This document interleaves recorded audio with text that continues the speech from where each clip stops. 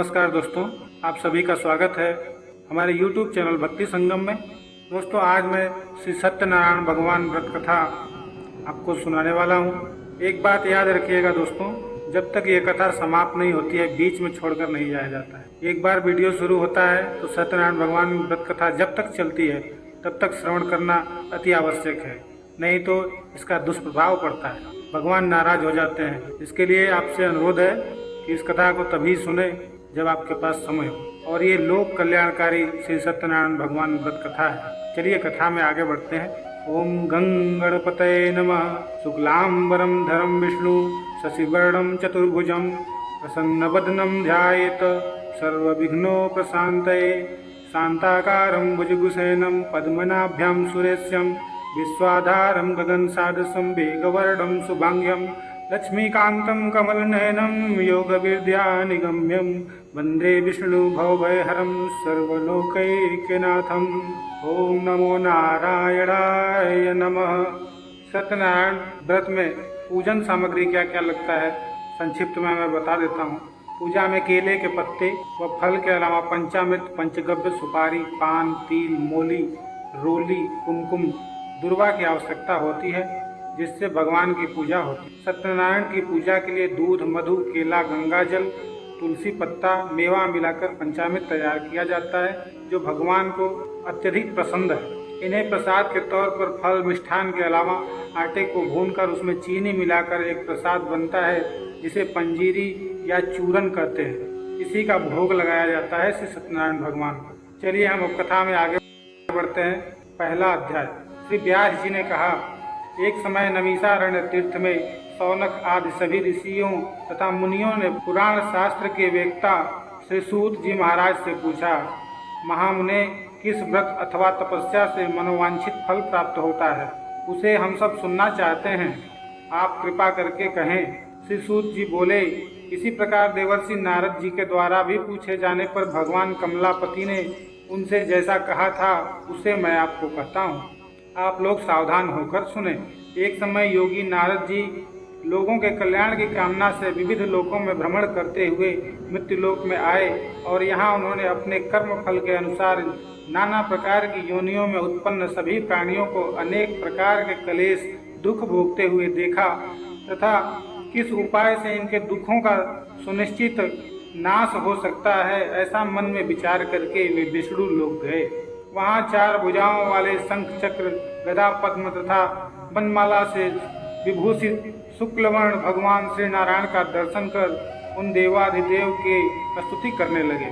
नारद जी बोले, हे वाणी और मन से परे स्वरूप वाले, अनंत शक्ति संपन्न, आदि मध्य और अंत से रहित, निर्गुण और सकल कल्याणमय, गुण गणों से संपन्न, स्थावर, जंगमात्मक, निखिल सृष्टि प्रपंच के कारणभूत तथा भक्तों की पीड़ा नष्ट करने वाले परमात्मना, आपको नमस्कार है। स्तुति सुनने के अनंतर भगवान श्री विष्णु जी ने नारद जी से कहा, महाभाग, आप किस प्रयोजन से यहाँ आए हैं? आपके मन में क्या है, कहिए, वह सब कुछ मैं आपको बताऊंगा। नारद जी बोले, भगवान, मृत्युलोक में अपने पाप कर्मों के द्वारा विभिन्न योनियों में उत्पन्न सभी लोग बहुत प्रकार के क्लेशों से दुखी हो रहे हैं। हे नाथ, किस लघु उपाय से उनके कष्टों का निवारण हो सकेगा? यदि आपकी मेरे ऊपर कृपा हो तो हम सुनना चाहते हैं, उसे बताएं। श्री भगवान ने कहा, हे वत्स, संसार के ऊपर अनुग्रह करने की इच्छा से आपने बहुत अच्छी बात पूछी है। जिस व्रत के करने से प्राणी मोह से मुक्त हो जाता है उसे आपको बताता हूँ, सुने। हे वत्स, स्वर्ग और मृत्युलोक में दुर्लभ भगवान सत्यनारायण का एक महान पुण्यप्रद व्रत है। आपके स्नेह के कारण इस समय मैं उसे कह रहा हूँ। अच्छी प्रकार विधि विधान से भगवान सत्यनारायण व्रत करके मनुष्य शीघ्र ही सुख प्राप्त कर परलोक में मोक्ष प्राप्त कर सकता है। भगवान की ऐसी वाणी सुनकर नारद मुनि ने कहा, प्रभु, इस व्रत को करने का फल क्या है? इसका विधान क्या है? इस व्रत को किसने किया और इसे कब करना चाहिए? यह सब विस्तार पूर्वक बतलाइए। श्री भगवान ने कहा, यह सत्यनारायण व्रत दुख, शोक आदि का शमन करने वाला है, धन धान्य की वृद्धि करने वाला है, सौभाग्य और संतान देने वाला तथा सर्वत्र विजय प्रदान करने वाला है।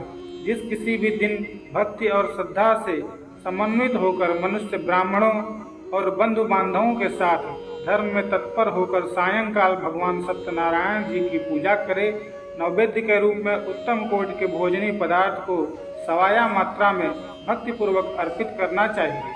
केले के फल, घी, दूध, गेहूं का चूर्ण अथवा गेहूं के चूर्ण के अभाव में साठी, चावल का चूर्ण, शक्कर या गुड़, यह सब भक्ष्य सामग्री सवाया मात्रा में एकत्र कर निवेदित करनी चाहिए। बंधु बांधवों से साथ ही श्री सत्यनारायण भगवान की कथा सुनकर ब्राह्मणों को दक्षिणा देनी चाहिए।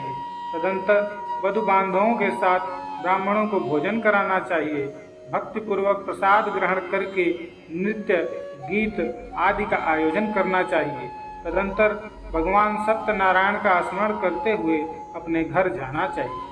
ऐसा करने से मनुष्यों की अभिलाषा अवश्य पूर्ण होती है।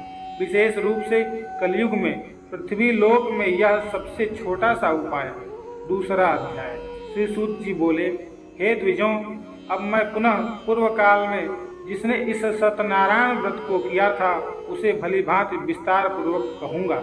रमणीय काशी नामक नगर में कोई अत्यंत निर्धन ब्राह्मण रहता था। भूख और प्यास से व्याकुल होकर वह प्रतिदिन पृथ्वी पर भटकता रहता था। भगवान ने उस दुखी ब्राह्मण को देखकर वृद्ध ब्राह्मण का रूप धारण करके उस द्विज से आदर पूर्वक पूछा, हे विप्र, प्रतिदिन अत्यंत दुखी होकर तुम किस लिए पृथ्वी पर भ्रमण करते रहते हो? हे द्विज श्रेष्ठ, यह सब बतलाओ, मैं सुनना चाहता हूँ। ब्राह्मण बोला, प्रभु, मैं अत्यंत दरिद्र ब्राह्मण हूँ और भिक्षा के लिए ही पृथ्वी पर घूमा करता हूँ। यदि मेरी इस दरिद्रता को दूर करने का कोई उपाय आप जानते हो तो कृपा पूर्वक बतलाइए।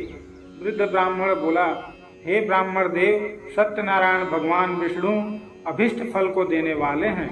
हे विप्र, तुम उनका उत्तम व्रत करो, जिसे करके मनुष्य सभी दुखों से मुक्त हो जाता है। व्रत के विधान को भी ब्राह्मण से यत्न पूर्वक कहकर वृद्ध ब्राह्मण रूपधारी भगवान विष्णु वहीं पर अंतर्ध्यान हो गए। वृद्ध ब्राह्मण ने जैसा कहा है उस व्रत को अच्छी प्रकार से वैसे ही करूंगा, यह सोचते हुए उस ब्राह्मण को रात में नींद नहीं आई। अगले दिन प्रातः काल उठकर सत्यनारायण का व्रत करूंगा ऐसा संकल्प करके वह ब्राह्मण भिक्षा के लिए चल पड़ा। उस दिन ब्राह्मण को भिक्षा में बहुत सा धन प्राप्त हुआ। उसी धन से उसने बंधु बांधवों के साथ भगवान सत्यनारायण का व्रत किया। इस व्रत के प्रभाव से वह श्रेष्ठ ब्राह्मण सभी दुखों से मुक्त होकर समस्त संपत्तियों से संपन्न हो गया। उस दिन से लेकर प्रत्येक महीने उसने यह व्रत किया। इस प्रकार भगवान सत्यनारायण के इस व्रत को करके वह श्रेष्ठ ब्राह्मण सभी पापों से मुक्त हो गया और उसने दुर्लभ मोक्ष पद को प्राप्त किया। हे विप्र, पृथ्वी पर जब भी कोई मनुष्य श्री सत्यनारायण का व्रत करेगा उसी समय उसके समस्त दुख नष्ट हो जाएंगे। हे ब्राह्मणों, इस प्रकार भगवान नारायण ने महात्मा नारद जी से जो कुछ कहा मैंने वह सब आप लोगों से कह दिया। आगे अब और मैं क्या कहूँ?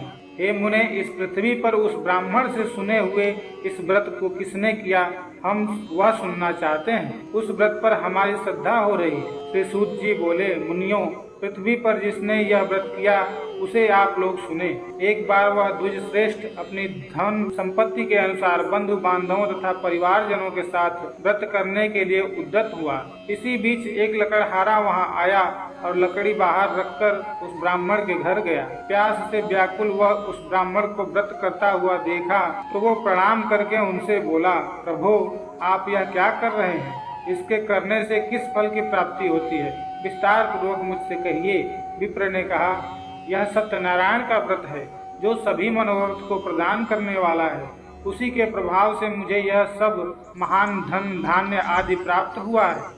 जल पीकर तथा प्रसाद ग्रहण करके वह नगर चला गया।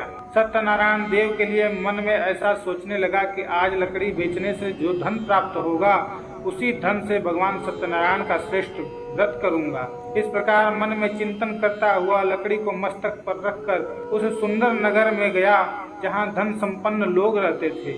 उस दिन उसने लकड़ी का दुगुना मूल्य प्राप्त किया। इसके बाद प्रसन्न हृदय होकर वह पके हुए केले का फल, शर्करा, घी, दूध और गेहूं का चूर्ण सवाया मात्रा में लेकर अपने घर आया। तत्पश्चात उसने अपने बांधवों को बुलाकर विधि विधान से भगवान श्री सत्यनारायण का व्रत किया। उस व्रत के प्रभाव से वह धन पुत्र से संपन्न हो गया और इस लोक में अनेक सुखों को उपभोग कर अंत में सत्यपुर अर्थात वैकुंठ लोक को चला गया।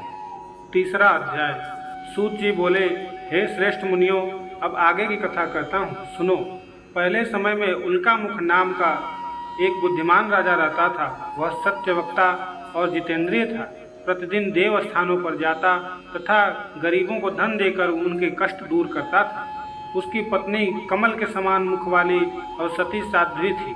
पुत्र प्राप्ति के लिए भद्रशिला नदी के तट पर उन दोनों ने सत्यनारायण भगवान का व्रत किया। उस समय में वहाँ एक साधु नामक वैश्य आया। उसके पास व्यापार के लिए बहुत सा धन था। वह नाव को किनारे पर ठहराकर राजा के पास आ गया और राजा को व्रत करते हुए देखकर विनय के साथ पूछने लगा, हे राजन, भक्ति युक्त चित्त से यह आप क्या कर रहे हैं? मेरी सुनने की इच्छा है, सो आप यह मुझे बताएं। राजा बोला, हे वैश्य, अपने बांधवों के साथ पुत्रादि की प्राप्ति के लिए यह महाशक्तिमान सत्यनारायण भगवान का व्रत व पूजन कर रहा हूँ। राजा के वचन सुनकर साधु आदर से बोला, हे राजन, मुझसे इसका सब विधान कहो। मैं भी आपके कथनानुसार इस व्रत को करूँगा। मेरे भी कोई संतान नहीं है। मुझे विश्वास है कि इस व्रत के करने से निश्चय ही होगी। राजा से सब विधान सुन व्यापार से निवृत्त हो वह आनंद के साथ अपने घर को गया। साधु ने अपनी स्त्री को संतान देने वाले इस व्रत को सुनाया और प्रण किया कि जब मेरे संतान होगी तब मैं इस व्रत को करूंगा। साधु ने ऐसे वचन अपनी स्त्री लीलावती से कहे। एक दिन उसकी स्त्री लीलावती पति के साथ आनंदित हो सांसारिक धर्म में प्रवृत्त होकर सत्यनारायण भगवान की कृपा से गर्भवती हो गई तथा 10वें महीने में उसके एक सुंदर कन्या का जन्म हुआ। दिनों दिन वह इस तरह बढ़ने लगी जैसे शुक्ल पक्ष का चंद्रमा बढ़ता है। कन्या का नाम कलावती रखा गया। तब लीलावती ने मीठे शब्दों में अपने पति से कहा कि जो आपने संकल्प किया था कि भगवान का व्रत करूंगा, अब आप उसे करिए। साधु बोला, हे प्रिय, इसके विवाह पर करूंगा। इस प्रकार अपनी पत्नी को आश्वासन दे वह नगर को गया। साधु ने जब नगर में सखियों के साथ अपनी पुत्री को देखा, तुरंत दूत बुलाकर कहा कि पुत्री के वास्ते कोई सुयोग्य वर देखकर लाओ। साधु की आज्ञा पाकर दूत कंचन नगर पहुंचा और वहां पर बड़ी खोज कर देखभाल कर लड़की के योग्य वणिक पुत्र को ले आया। उस सुयोग्य लड़के को देखकर साधु ने अपने बंधु बांधवों सहित प्रसन्नचित्त हो अपनी पुत्री का विवाह उसके साथ कर दिया। किंतु दुर्भाग्य से विवाह के समय भी उस व्रत को करना भूल गया। तब से सत्यनारायण भगवान क्रोधित हो गए और साधु को श्राप दिया कि तुम्हें दारुण दुख प्राप्त होगा। अपने कार्य में कुशल साधु वैश्य अपने जमाता सहित समुद्र के समीप स्थित रत्नपुर नगर में गया और वहां दोनों ससुर और जमाई चंद्रकेतु राजा के उस नगर में व्यापार करने लगे। एक दिन भगवान सत्यनारायण की माया से प्रेरित कोई चोर राजा का धन चुराकर भाग रहा था, किंतु राजा के दूतों को आता देखकर चोर घबराकर भागते हुए धन को वहीं चुपचाप रख दिया जहां वे ससुर और जमाई ठहरे हुए थे। जब दूतों ने उस साधु वैश्य के पास राजा के धन को रखा देखा तो वे दोनों उसे बांध कर ले गए और राजा के समीप जाकर बोले, हे राजन, यह 2 चोर हम पकड़ कर लाए हैं, देखकर आज्ञा दीजिए। तब राजा की आज्ञा से उनको कठोर कारावास में डाल दिया और उनका सब धन छीन लिया। सत्यनारायण भगवान के श्राप के कारण साधु वैश्य की पत्नी व पुत्री भी घर पर बहुत दुखी हुई। उनके घर पर जो धन रखा था चोर चुरा कर ले गए। शारीरिक व मानसिक पीड़ा तथा भूख प्यास से अति दुखित हो अन्न की चिंता में कलावती एक ब्राह्मण के घर गई। वहां उसने सत्यनारायण भगवान का व्रत होते देखा, फिर कथा सुनी तथा प्रसाद ग्रहण कर रात को घर आई। माता ने कलावती से कहा, हे पुत्री, अब तक कहाँ रही? वह तेरे मन में क्या है? कलावती बोली, हे माता, मैंने एक ब्राह्मण के घर श्री सत्यनारायण भगवान का व्रत होता देखा है। कन्या के वचन सुनकर लीलावती भगवान के पूजन की तैयारी करने लगी। लीलावती ने परिवार और बंधुओं सहित श्री सत्यनारायण भगवान का पूजन किया और वर मांगा कि मेरे पति और दामाद शीघ्र घर आ जाएं। साथ ही प्रार्थना की कि हम सबका अपराध क्षमा करो। सत्यनारायण भगवान इस व्रत से संतुष्ट हो गए और राजा चंद्रकेतु को स्वप्न में दर्शन देकर कहा, हे राजन, दोनों वैश्यों को तुमने बंदी बना रखा है, वे निर्दोष हैं। उन्हें प्रातः ही छोड़ दो और उनका सब धन भी तुमने ग्रहण किया है लौटा दो, नहीं तो मैं तेरा धन, राज्य, पुत्रादि सब नष्ट कर दूंगा। राजा से ऐसे वचन कहकर भगवान अंतर्ध्यान हो गए। प्रातः काल राजा जागा। चंद्रकेतु ने सभा में अपना स्वप्न सुनाया। फिर दोनों बड़े पुत्रों को कैद से मुक्त कर सभा में बुलाया। दोनों ने आते ही राजा को नमस्कार किया। राजा मीठे वचनों से बोला, हे महानुभावों, तुम्हें भावी वश ऐसा कठिन दुख प्राप्त हुआ है, अब तुम्हें कोई भय नहीं। ऐसा कहकर राजा ने उनको नए नए वस्त्राभूषण पहनवाए तथा उनका जितना धन लिया था उससे दुगना धन देकर आदर सहित विदा किया। दोनों वैश्य अपने घर को चल दिए। चौथा अध्याय। सूत जी बोले, वैश्य ने मंगलाचार करके यात्रा आरंभ की और अपने नगर को चला। उनके थोड़ी दूर निकलने पर दंडी वेशधारी सत्यनारायण भगवान उनसे पूछा, हे साधु, तेरी नाव में क्या है? अभिमानी वणिक हंसता हुआ बोला, हे दंडी, आप क्यों पूछते हो? क्या धन लेने की इच्छा है? मेरी नाव में तो बेल और पत्ते भरे हैं। वैश्य का कठोर वचन सुनकर भगवान ने कहा, तुम्हारा वचन सत्य हो। दंडी ऐसा कहकर वहां से दूर चले गए और कुछ दूर जाकर समुद्र के किनारे बैठ गए। दंडी के जाने पर वैश्य ने नित्य क्रिया करने के बाद नाव को ऊंची उठी देखकर अचंभा किया और नाव में बेल पत्ते आदि देखकर मूर्छित हो जमीन पर गिर पड़ा। फिर मूर्छा खुलने पर अत्यंत शोक प्रकट करने लगा। तब उसका दामाद बोला कि आप शोक न करें, यह दंडी का श्राप है, अतः उनकी शरण में चलना चाहिए, तभी हमारी मनोकामना पूरी होगी। दामाद के वचन सुनकर वैश्य दंडी के पास पहुंचा और अत्यंत भक्ति भाव से नमस्कार करके बोला, हे भगवान, आपकी माया से मोहित ब्रह्मा आदि भी आपके रूप को नहीं जानते, तो मैं अज्ञानी कैसे जान सकता हूँ? आप प्रसन्न हो जाइए, मैं सामर्थ्य के अनुसार आपकी पूजा करूँगा, मेरी रक्षा करो और पहले से सामान नौका में धन से भर दो। उसके भक्ति युक्त वचन सुन भगवान प्रसन्न हो उसकी इच्छा अनुसार वर देकर अंतर्ध्यान हो गए। तब उन्होंने नाव पर आकर देखा कि नाव धन से परिपूर्ण है। फिर वह भगवान सत्यनारायण का पूजन कर साथियों सहित अपने नगर को चला। जब नगर के निकट पहुंचा तब दूत को घर भेजा। दूत ने साधु के घर जाकर उसकी स्त्री को नमस्कार कर कहा कि साधु अपने दामाद सहित इस नगर के समीप आ गए। ऐसा वचन सुन साधु की स्त्री ने बड़े हर्ष के साथ सत्यदेव का पूजन कर पुत्री से कहा, मैं अपने पति के दर्शन को जाती हूँ, तू कार्य पूर्ण कर शीघ्र आ। परंतु कलावती माता के वचनों को अनसुना कर प्रसाद छोड़कर पति के पास चली गई। प्रसाद की अवज्ञा के कारण सत्यदेव रुष्ट हो गए। उन्होंने पति को नाव सहित पानी में डुबो दिया। कलावती अपने पति को न देख रोती हुई जमीन पर गिर गई। इस तरह नौका को डूबता हुआ तथा कन्या को रोता देख साधु दुखित हो बोला, हे प्रभु, मुझसे या मेरे परिवार से जो भूल हुई है उसे क्षमा करो। उसके दीन वचन सुनकर सत्यदेव प्रसन्न हो गए और आकाशवाणी हुई, हे साधु, तेरी कन्या मेरे प्रसाद को छोड़कर आई है, इसलिए उसका पति अदृश्य हुआ है। यदि वह घर जाकर प्रसाद खाकर लौटे तो इसे पति अवश्य मिलेगा। ऐसी आकाशवाणी सुनकर कलावती ने घर पहुंचकर प्रसाद खाया, फिर आकर पति के दर्शन किए। तत्पश्चात साधु ने बंधु बांधवों सहित सत्यदेव भगवान का विधि पूर्वक पूजन किया। उस दिन से वह प्रत्येक पूर्णिमा को सत्यनारायण भगवान का पूजन करने लगा। फिर इस लोक का सुख भोग कर अंत में स्वर्ग लोक को गया। 5वां अध्याय। सूत जी बोले, हे ऋषियों, मैं एक और कथा कहता हूँ, सुनो।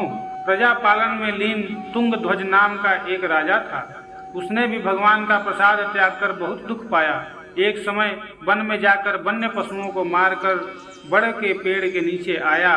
वहां उसने ग्वालों को भक्ति भाव से बांधवों सहित सत्यनारायण जी का पूजन करते देखा, परंतु राजा अभिमानवश देखकर भी वहां नहीं गया और न नमस्कार ही किया। जब ग्वालों ने भगवान का प्रसाद उसके सामने रखा तो वह प्रसाद को त्याग कर अपनी सुंदर नगरी को चला गया। वहां उसने अपना सब कुछ नष्ट पाया। तब वह जान गया कि यह सब भगवान ने ही किया है। तब वह उसी स्थान पर ग्वालों के समीप गया और विधि पूर्वक पूजन कर प्रसाद खाया तो सत्यदेव की कृपा से पहले जैसा था वैसा ही हो गया। फिर दीर्घकाल तक सुख भोग कर मरने पर स्वर्ग लोक को गया। जो मनुष्य इस परम दुर्लभ व्रत को करेगा, भगवान की कृपा से उसे धन धान्य की प्राप्ति होगी। निर्धन धनी और बंदी बंधन मुक्त होकर निर्भय हो जाता है। संतानहीनों को संतान प्राप्ति होती है तथा सब मनोरथ पूर्ण होकर अंत में वैकुंठ धाम को जाता है। जिन्होंने पहले इस व्रत को किया, अब उनके अगले जन्म की कथा कहता हूँ। बुद्ध शतानंद ब्राह्मण ने सुदामा का जन्म लेकर मोक्ष को पाया। उल्का मुख नाम का राजा दशरथ होकर वैकुंठ को प्राप्त हुआ। साधु नाम के वैश्य ने मोर ध्वज बनकर अपने पुत्र को आरे से चीरकर मोक्ष को प्राप्त किया। महाराज तुंगध्वज स्वयंभू मनु हुए। उन्होंने बहुत से लोगों को भगवान की भक्ति में लीन कर स्वयं मोक्ष को प्राप्त किया। लकड़हारा भील अगले जन्म में गुह नामक निषाद राजा हुआ, जिसने राम के चरणों की सेवा की और मोक्ष प्राप्त किया। तो प्रेम से बोलिए श्री सत्यनारायण भगवान की जय। तो दोस्तों, वीडियो अगर पसंद आया हो तो वीडियो को लाइक करें और चैनल को सब्सक्राइब नहीं किया तो सब्सक्राइब कर दें। साथ ही बेल आइकन को प्रेस करें ताकि ऐसी ही रोचक कथाएं आपको निरंतर मिलती रहें। चलिए फिर मिलेंगे अगले वीडियो में, तब तक के लिए नमस्कार।